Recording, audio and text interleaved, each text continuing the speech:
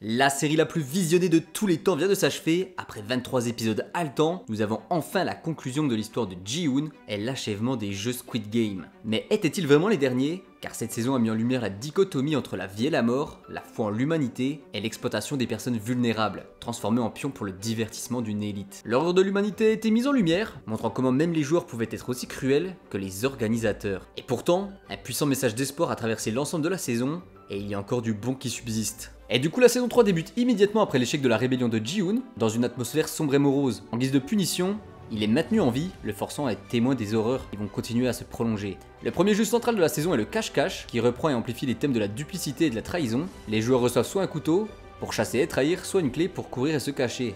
La plupart des participants se montrent égoïstes pour leur propre survie, comme le joueur numéro 100, qui ferme une porte à quelqu'un, cherchant à s'échapper ou feindre la mort. Le mysticisme de la chamane résident est démasqué comme de la pure manipulation politique, utilisant le sang pour marquer des chemins, comme dans Hansel et Gretel. Parallèlement, d'autres intrigues secondaires se développent, notamment Kang Neol qui maintient 246 en vie, le conduisant à la salle de prélèvement d'organes. Cette action fait écho à sa propre histoire d'évasion de Corée du Nord, et la pousse à tuer tout le monde dans la salle.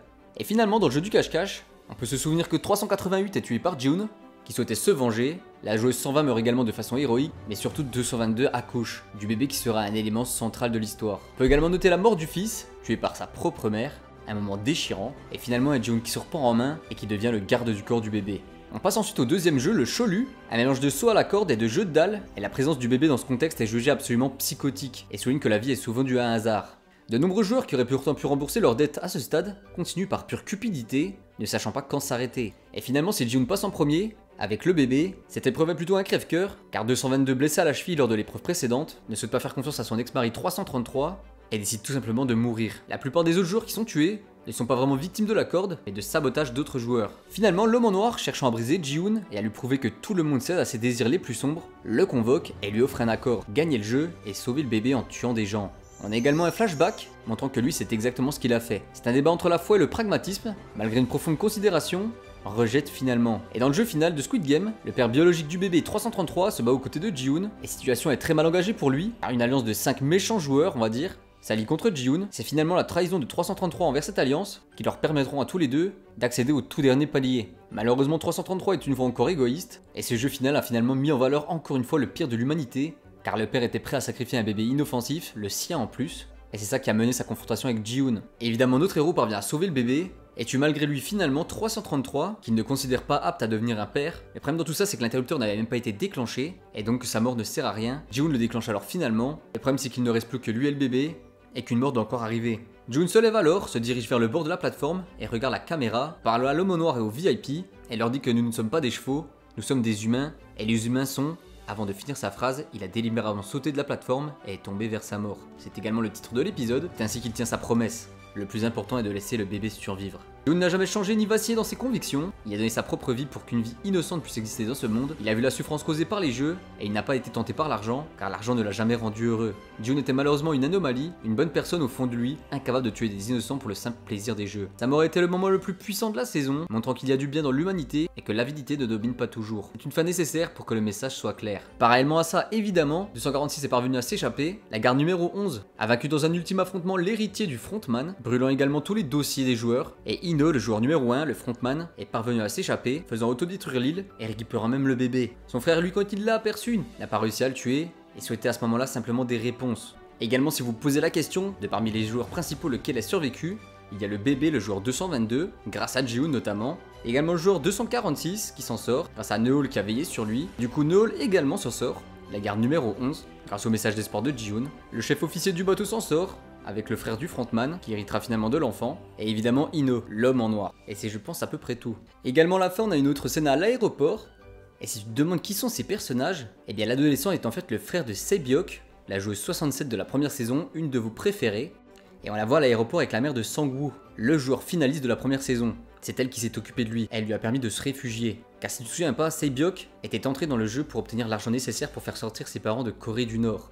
Et aujourd'hui on voit que sa mère est en Corée du Sud et a retrouvé son frère. Tous deux s'embrassent alors, un peu choqués, on ne sait pas vraiment ce qu'il est advenu des autres membres de leur famille, encore une partie du souhait de Sae-byok qui s'est réalisé. On a également retrouvé Woo qui après sa libération de prison a repris le Pink Motel avec l'intention de le rénover et d'y ouvrir une entreprise. L'argent de Ji-Hoon qui avait été retiré du motel, sans que l'on sache où il était, a finalement été révélé car Ino s'est rendu aux États-Unis où se trouvait la fille de Ji-hoon et lui a donné une carte contenant tout cet argent. Ironiquement, Ji-hoon était rentré dans les jeux pour gagner assez d'argent pour sa fille et lui offrir une vie meilleure. Mais elle en est venue à le ressentir pour son absence, et si malheureusement on voit qu'elle avait la haine envers lui, parce qu'elle apprend la mort de son père, elle était dévastée, peu importe la récompense qu'il y avait à la clé. Soulignant une fois de plus que l'argent n'est pas une fin en soi. La garde numéro 11, Kang Neol, profondément ému par le sacrifice de Ji-hoon, a été stoppée dans son intention de mettre fin à ses jours. Ce moment lui a redonné foi en la bonté de l'humanité, et elle a ensuite pris l'avion pour la Chine, espérant pouvoir y retrouver sa propre fille, qui apparemment aurait été repérée. Tout comme le joueur 246 finalement qui était réuni avec la sienne et qui en plus est en bonne santé, notamment grâce à l'argent. Et finalement l'un des aspects les plus sombres de la fin de la saison 3 de Squid Game concerne Ino. Alors qu'il conduisait à Los Angeles, il a vu un recruteur jouer au Daiji dans ces mêmes rues et celle qui jouait cette personne n'est autre que Cate Blanchett, ce qui suggère fortement que les jeux sont devenus mondiaux et qu'ils se déroulent désormais partout dans le monde. La question reste ainsi en suspens. Ino a-t-il été réaffecté en tant que frontman pour un nouveau Squid Game ou son temps dans les jeux est-il révolu, expliquant ainsi son changement d'attitude et sa décision de donner les biens et l'argent à la fille de Ji-hoon. C'est également lui qui livre le bébé à son frère, pensant qu'il était un très bon père, ainsi que l'argent qui ira avec pour l'élever. Pour en revenir à Cate Blanchett, qui joue la nouvelle recruteur, on voit clairement qu'elle l'a reconnu, nous laissant la décision finale quant à son destin. Rien n'est confirmé pour l'instant, mais de mon point de vue, on voit que Ino regrette tout ce qu'il a fait, et qu'il part pour une nouvelle vie, ou alors qu'il part pour essayer de démembrer les Squid Game. Et du coup pendant longtemps il était difficile de ne pas considérer le frontman comme le principal méchant de la série, mais l'arc final de Squid Game montre que ce méchant, et ce même Ino, était autrefois un joueur désespéré, déterminé à créer une vie meilleure pour lui et sa famille. Il voyait les jeux comme une source de salut, plutôt que de cruauté.